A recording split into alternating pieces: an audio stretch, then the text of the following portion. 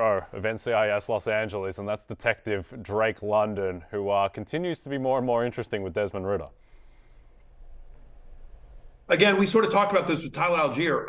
They want to run this offense the same as they have been, but just more efficiently, just better with Desmond Ridder. And if nothing else, Desmond Ridder has been able to get the ball to Drake London. Over the last 3 games, he's had over 14 fantasy points per game. In the 2 starts that Desmond Ridder has had, a 35% target share for Detective Drake London. In fact, he's accounted for 53% of the Falcons' receiving yards since he took over as well. So at least 6 for 70 in 3 straight games here. Playing Arizona, not a defense that scares you despite what we saw from Tampa Bay. I mean, last week. So yeah, I think he's viable. He was a top 22 wide receiver last week. That sounds about right. He's a wide receiver 3 for me this week, and he's available in about 40% of Yahoo leagues. Yep. All right, let's talk about Detective Jahan Dotson, who continues to rise, and he went off against the once vaunted San Francisco pass defense, but he did whatever he wanted. Yeah, it's Jahan Dotson, just so you know. I don't know how they pronounce it in Australia, but here in America, it's Jahan. The J is the stronger there than you pronounced it here. But what I'll just tell you is, obviously, as a Commanders fan, kid's a baller. He's just a straight, flat-out baller. He's a first-round pick, and you sort of think about the first-round picks, of the wide receiver first-round picks from the NFL draft this year. Think about Garrett Wilson. You think about Chris Olave. Like, you think about some of these guys that have just been nothing short of terrific this year. And Dotson is right there. His 3rd straight game with a touchdown. He's had at least 6 targets in 3 straight. Last week, a 26.5% target share. And in his 6 games in where he's gotten at least 5 targets this year, he scored at least 16 fantasy points in 5 of them. They play the Browns this week, and whether it's Carson Wentz or Taylor Heineke under center, Ron Rivera has not named who his starter is. My expectation is that Dotson's going to get a lot of looks. You could even argue that Wentz being under center would be better for Dotson because Heineke looked so often for McLaurin. But even with Heineke, Dotson has been able to make plays. They're not as scared to take shots downfield with him. They're so good at running the ball, Washington, is that they set up play action. And so often given the double teams that McLaurin sees, that Dotson's getting a lot of single coverage. And when he gets single coverage, he wins that. They're not scared to throw a 50-50 ball to him. He wins up for a guy that isn't that big, he wins a lot of jump balls. Dotson's I love this kid. He's a flat-out baller. Just as a fan of the team, love the kid. He's also obviously very fantasy viable. He was a top 12 wide receiver last week. I think he's a top 20 guy potentially this week against Cleveland, and he's available in 77% of leagues.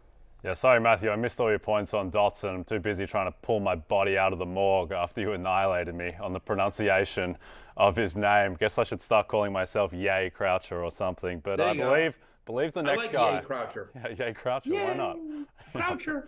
Yeah, that's terrifying. I believe the next guy's name is pronounced Brandon Cooks. He plays the Jags. Might be the Jags' backups, in fact, because they got nothing to play for either, just like the Titans. And Brandon Cooks might be viable this week. Only 3 teams in the NFL give up more touchdowns to opposing wide receivers than my Jacksonville Swaguars. To your point, they have nothing to play for either. It all comes down to week 18 against the Tennessee Titans. So maybe they rest some defensive starters, such as it is, again, in a game that doesn't mean much against the Texans. So last week, week 16, first game he's played since week 12, Brandon Cooks got a 31% target share, including catching the game winner as well. Maybe all is forgiven there. We've never questioned Brandon Cooks' talent. It's always been sort of the role and the chemistry there on the team, as that doesn't feel like it's always been smooth sailing between the team and the veteran. But all seems to be good now. And so with Nico Collins continuing to be out, Brandon Cooks, talented guy, and he's playing. It's a good matchup, even if they've got their starters in. And to your point, Jay, very good chance we're going to see at least some backups. So Brandon Cooks, who's available in about 50% of Yahoo leagues, slightly less, I think he's a viable pickup this week as well, if he's out there.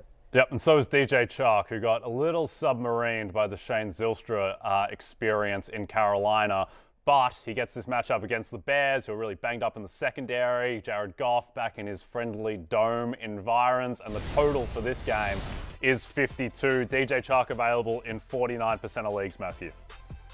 He's had 90 receiving yards in 3 of his past 4 games. And to your point, Jared Goff is red hot when he's at home. They're playing at home in this week against a defense that we don't think that highly of. So listen, the Bears gave up a touchdown to Gabe Davis last week. Anything is possible. It's all happening. It is all happening. And we're going to go to break now. When we come back, quarterback waivers headlined by the return of the Mike White in shining armor. Jets QB's back. No more Zach Wilson.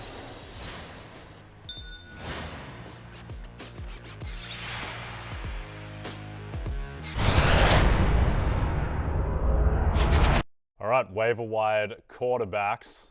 We've got Matthew Berry here to talk about the great Mike White. Now, Matthew, the line on this game at BetMGM, it was Seahawks -1.5 when it looked like Mike White might not play.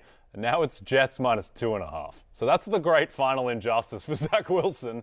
That is Mike White being back, cleared by the 13th, 17th doctor, whatever, has moved the line 4 points against the Seattle Seahawks. Mike White making a big impact on betting. What do you think fantasy-wise? Yeah, I mean, I think same as well. Like, people dropped him when he got hurt. And so if he's out there in like 83% of leagues, he's a very valuable starter. Like, he's had 3 starts this year. He's averaging over 317 passing yards per game. He's averaging 43 pass attempts per game, as you see it there on your screen. Nice matchup with the Seahawks, who have allowed passing touchdowns at the 5th highest rate this season. How crazy is this, Jake Croucher, that at the beginning of the year, if we'd have said in week 17, Mike White versus Geno Smith would not only be a thing, but a thing that fantasy managers would circle on their calendars as being a game to target. Sort of crazy, but Mike White's my #1 quarterback waiver wire pickup this week if he's out there in your league, and he likely should be. Yep. Gardner Minshew is available in 73% of leagues. He balled out against the Dallas defense, and he prospered with Devontae Smith and A.J. Brown. Now, still don't know the exact status of Jalen Hurts, but Minshew looks like a viable streamer against the Saints defense if Hurts can't go. Look, he had 40 pass attempts last week. That's more than Jalen Hurts has had in any game this season. Sort of makes sense, A, because the Cowboys put up a lot of points, and also because he doesn't have the rushing upside of Jalen Hurts does, although he's more mobile than a lot of quarterbacks. But given how well he played last week, given the fact that he's 3 starts as a starter for the Eagles, he's averaging over to 18 fantasy points per game. And those skills players around Gardner Minshew, if he is starting this week, he's a very valuable starter. He's more the upside play. The next guy we're going to talk about here, Jay, I think is much more the floor play. Yeah, well, that's Brock Purdy, who's available in 64% of leagues. Now, I think the thing with Purdy is that we thought that it'd be screen passes to McCaffrey or Debo before Debo went down, but he's doing real stuff out there. He's throwing deep to George Kittle. He's woken up George Kittle's season. George Kittle looks like a top 2 tight end at the moment. And Purdy now gets the Raiders defense, where Denzel Perryman's likely going to be out. Chandler Jones is likely going to be out. It's already a bad defense. And Purdy looks like a viable option this week. He really does. Since taking over the starter, he's averaged over 17 fantasy points per game. He's had multiple touchdown passes in every single game he's played. And then you mentioned the matchup with the Raiders, who give him the 6th most fantasy points to opposing quarterbacks and won't have Perryman in this one. You feel good about Brock Purdy. Again, I think he is money in the bank for 15 fantasy points, but I think it's probably hard to see him getting past 17 or 18. So the expectation here is that, again, he's much more of a floor play if you need to swing for the fences, and assuming Gardner Minshew is starting, he's the upside play. Yep, I'm with you there. All right, very quickly, let's talk about Carson Wentz. If he starts, and he hasn't been named the starter yet, but if he starts, he's had at least 21 fantasy points in 3 of his 6 starts this year. They're going to throw as well. I mean, looked good last week, 123, 12 for 16 after he came in for Taylor Heineke. It's not a matchup that scares you against the Browns secondary. So if Carson Wentz is out there, viable streamer. Okay, I like it. All right, we're going to go to break. When we come back, defensive streamers and tight ends, including Taysom Hill.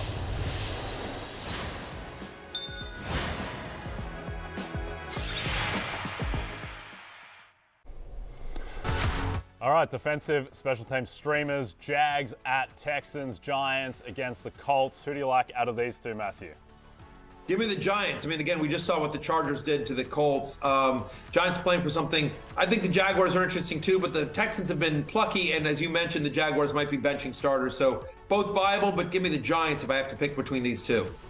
Yep, I'm with you there. Giants D-line suddenly is a little monstrous with Leonard Williams, Dexter Lawrence, and Kayvon Thibodeau emerging. Let's talk about tight ends.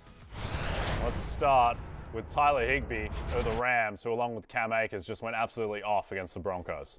Yeah, I mean, he's only available in 35% of leagues, but if he's out there, he's obviously viable. 39% target share last week with Baker Mayfield under center. He's now had back-to-back games with a touchdown with Baker Mayfield, and you're not scared about the matchup against the Chargers. And by the way, we'll see if Derwin James is in this game. Like, who knows? He may be suspended for a game. We don't know how that's going to play out. Got to mention, as long as we're talking tight ends, we got to mention Taysom Hill, tight end eligible Taysom Hill. He's playing Philadelphia as well. 3 straight games with double-digit fantasy points. They want to, they're playing Philadelphia. One way to slow down the Eagles' offense is to run the ball against them. He's had an inside the 10-yard line touch in 3 of the last 5 games. He's touchdown dependent, but he's going to get a more run than normal.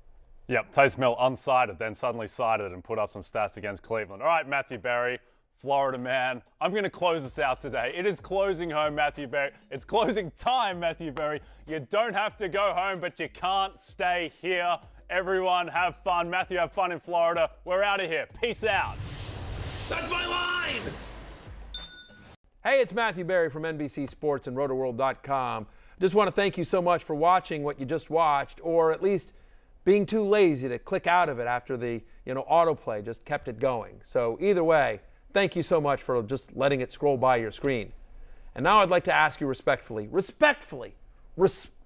okay? Respectfully, please subscribe to the NFL on NBC YouTube channel for the latest NFL news, fantasy headlines from Rotoworld, and betting analysis from NBC Sports Edge.